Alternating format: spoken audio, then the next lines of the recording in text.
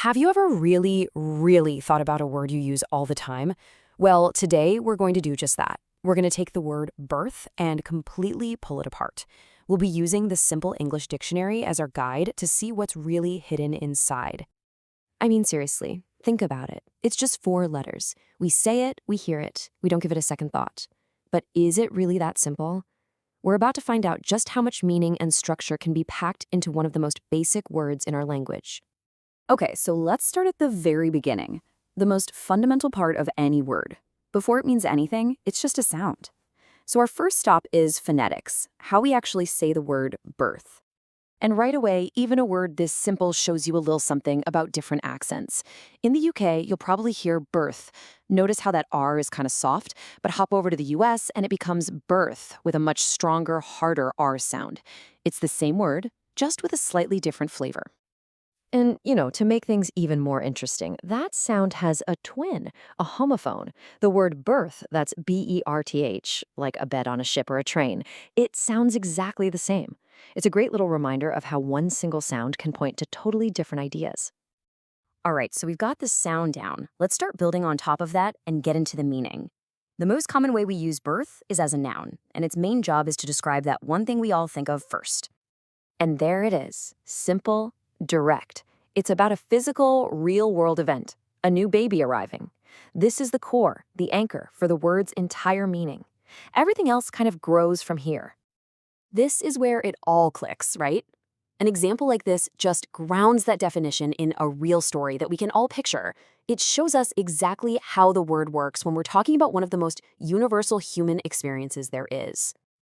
But here's where language gets really cool and flexible. We take that powerful, physical idea of a new arrival and we stretch it.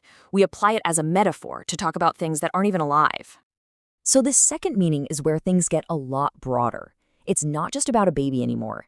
It can be the start of anything new, an idea, a company, a whole new way of thinking. This is how a basic word evolves to help us describe really complex, abstract things.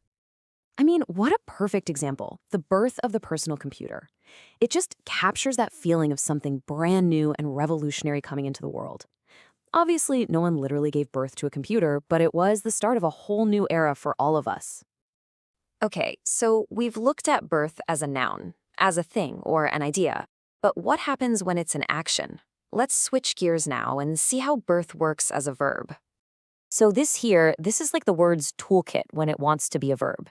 You can change it to fit any situation. A mother births a child, she birthed one last year, or she could be birthing one right now. It shows you just how dynamic and adaptable this little word is. And the definition of the verb?